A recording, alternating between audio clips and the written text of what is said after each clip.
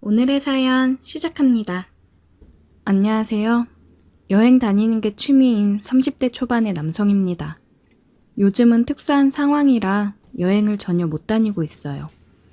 해외여행을 안 간 지도 벌써 햇수로 2해가 넘어가는데 제 인생 첫 여행을 가려고 하던 시절 만난 누님과의 일화가 생각나서 이렇게 사연으로 적어봅니다.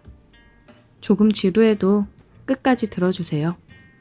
때는 군대를 전역하고 얼마 되지 않았을 무렵이에요. 군대에서 추천해준 책 중에 배낭여행 관련된 책이 있었고 되게 감명 깊게 읽었습니다. 그때쯤이 아마 한참 젊은이들 사이에서 배낭여행을 다니는 게 워낙 유행이기도 했어요. 취업할 때도 이력서에 스펙으로 적을 수 있다고 해서 경험 삼아 한번 다녀와 보기로 했습니다. 저는 그때 여행이 너무 좋았어서 지금도 틈만 나면 여행을 다니려고 하고 있습니다. 하지만 당시 군대에서 갓 전역한 제가 돈이 어디 있었겠습니까? 부모님께 해외여행을 가고 싶다는 허락을 받기는 했지만 경비는 알아서 벌어서 가라는 말에 일자리부터 찾아보기 시작했어요.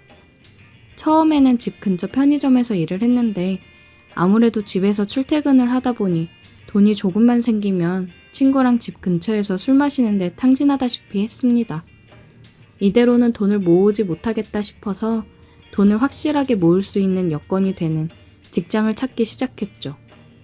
돈을 모으려면 일단 매일같이 술 마시자 노래를 부르는 친구들을 멀리 해야겠다는 생각이 들어서 결국 숙식을 제공하는 공장을 찾아 거기에 다니게 되었습니다. 사실 그때만 해도 공장하면 조금 부정적인 이미지가 있었어서 조금 걱정도 했어요. 하지만 그건 저 혼자만의 착각이었나 봅니다. 처음 라인에 투입되었을 때 의외의 모습과 훈훈한 분위기에 제가 오해하고 있었다는 생각이 들었습니다. 당시 24살이던 저는 공장이라고 하면 형편이 어렵거나 직장을 구하기 힘든 사람들이 모여있는 그런 곳이라고 생각했거든요. 근데 생각보다 제 또래 친구들도 많았고 심지어 저보다 어린 여자들도 있었습니다.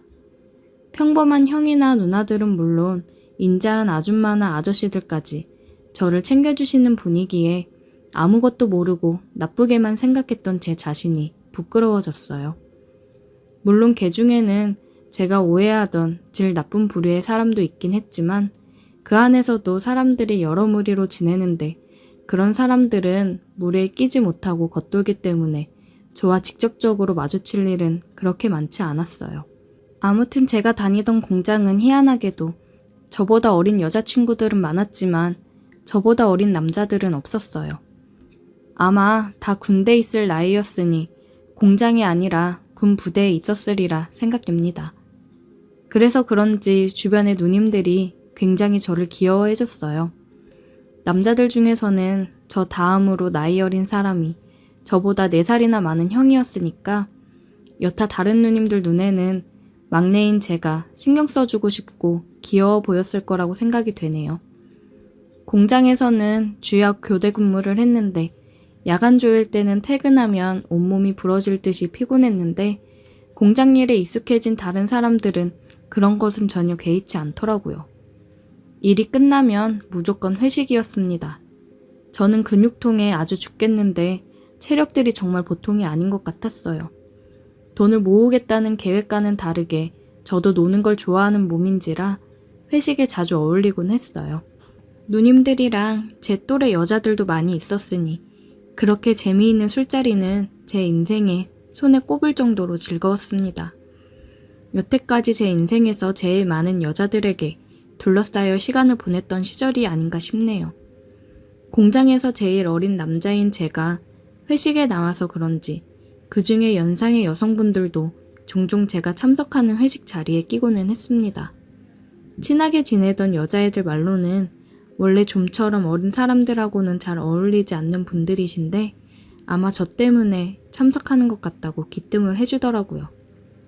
제가 뭐라고 저 때문에 회식까지 참석해 주시니 몸둘 바를 모를 정도로 영광이었습니다. 오늘 사연의 주인공인 그녀는 그 연상의 무리 중에 한 명으로 돌싱, 그러니까 이혼을 한 누님이었습니다. 나이도 그렇게 많지 않았어요. 35이라고 들었습니다. 전 남편과는 1년을 채 살지를 않았고 자식도 없다고 하더라고요. 그런데 그 누나는 정말 나이에 비해서 이뻤습니다.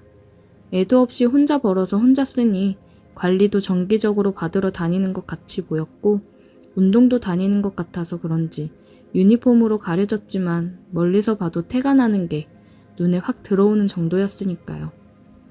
약간 부자연스러운 이목구비가 성형을 조금 한 것 같아 보이기도 했는데 눈부시게 이쁜 외모에 성형했다는 사실이 뭐가 중요하겠습니까? 저에겐 그냥 이쁜 누나라는 생각만 들었어요. 세상 어느 24살 한참 때의 청년이 자기가 돌싱녀와 이어질 거라 생각을 할까요? 회식에 종종 같이 참석하던 돌싱 누님의 아름다운 모습에 두 눈이 가긴 했지만 저는 역시 제 또래와 어울리는 게 더 즐거웠습니다. 그날도 힘든 근무가 끝나고 바로 회식으로 이어지게 된 날이었죠. 저는 마침 그날 주간에서 야간으로 넘어가는 교대 주기였어서 평소 때보다도 쉬는 시간이 좀 길었습니다. 일요일 저녁에 퇴근하고 월요일 야간 타임 근무였으니 그때야말로 코가 삐뚤어지게 마실 수 있는 절호의 날이었죠. 저와 친하게 지내던 공장에서 같이 일하는 귀여운 여자아이가 있었어요. 첫날에도 이것저것 설명해주고 나이도 또래라서 계속 신경이 쓰이는 친구였는데 저는 그 여자의 옆에 앉아서 호시탐탐 어떻게 저를 어필해볼 기회만 노리고 있었죠. 그렇게 한 잔 두 잔 마시고 있는데 야간 조이던 그 돌싱 누나랑 다른 사람들이 자리에 합석을 하게 됐어요. 나이차가 조금 나는 무리여서 같이 회식을 하던 사람들은 조금 불편해하는 기색이 있었는데 연상의 누님들이 술자리를 리드하니 평소면 1차에서 끝날 회식이 1차에서 2차로 그리고 2차에서 3차까지 자연스럽게 가게 되었습니다. 친구들 사이에서도 주량 하나만큼은 자신이 있었는데 거의 매일 이런 식으로 술을 마시는 누님들의 주량은 당해낼 재간이 없었습니다. 친구들 사이에서도 끝까지 살아남는 주량이 저의 자랑거리였는데 여기선 저의 주량은 감히 명함도 못 내밀 정도였으니까요. 제가 잘해보고 싶었던 여자애는 언제 떴는지 3차 자리인 노래방에 도착했을 땐 이미 모습이 보이지 않았습니다. 눈치를 채지 못하고 있다가 그녀가 없다는 사실에 숙소로 돌아갈 타이밍만 잡고 있었는데 2차 때 엄청 먹었던 술이 반응이 오는지 정신줄 붙잡고 있기도 힘들었어요. 요때는 잠깐의 기억에 공백이 있기는 한데 노래방에서 사람들이 춤추고 노래하면서 난리치는 와중에 같이 일하는 형의 부축을 받아 화장실에서 오바이트를 했던 기억이 있습니다.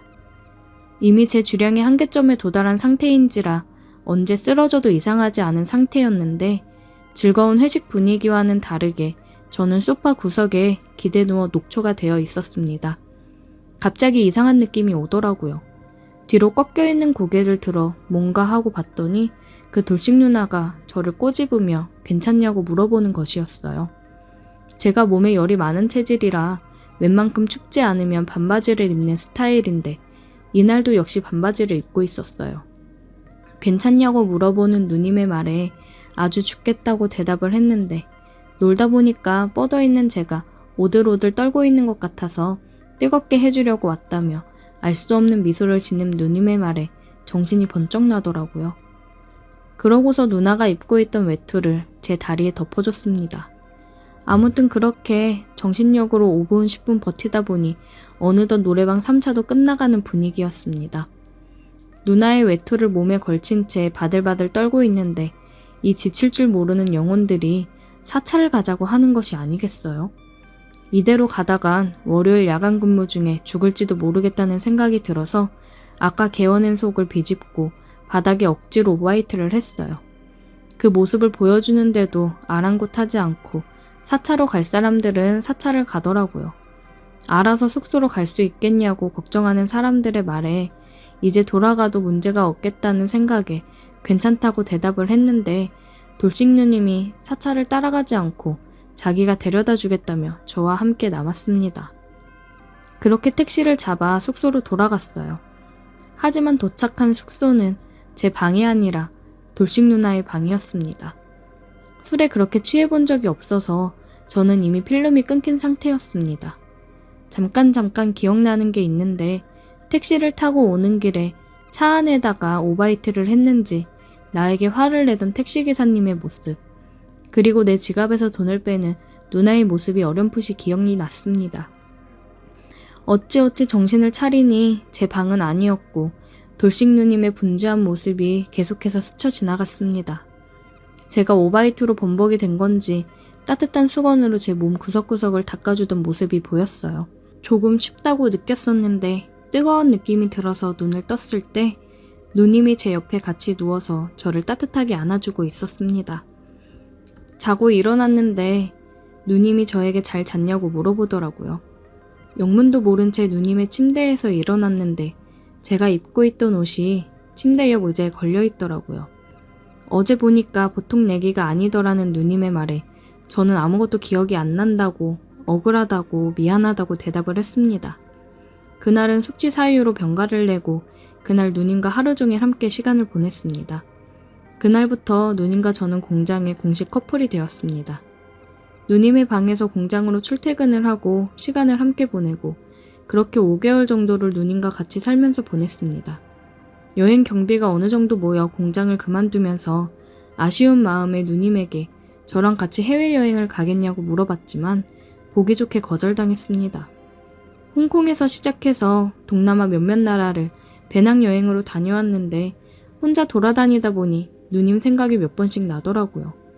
3개월 뒤에 여행에서 돌아온 저는 아쉬운 마음에 누님에게 전화를 했어요. 하지만 누님은 새로운 남자가 생겼다면서 떠날 땐 언제고 구질구질하게 왜 그러냐고 오히려 저를 나무라더라고요. 아쉬운 마음은 있었지만 누님과 다시 어떻게 잘 해보려는 건 아니고 그냥 여행지에서 생각이 났을 때 몇 개씩 사놓은 선물을 주고 싶었을 뿐인데 그렇게 매몰차게 대하니 기분이 묘했습니다. 시간이 꽤 오래 지났는데 가끔은 여행을 가고 싶을 때면 그때 그 누님이 생각나서 이렇게 사연 한번 적어봤습니다. 오늘의 사연 여기까지입니다. 오늘도 들어주셔서 감사해요. 구독, 좋아요, 알림 설정 부탁드려요.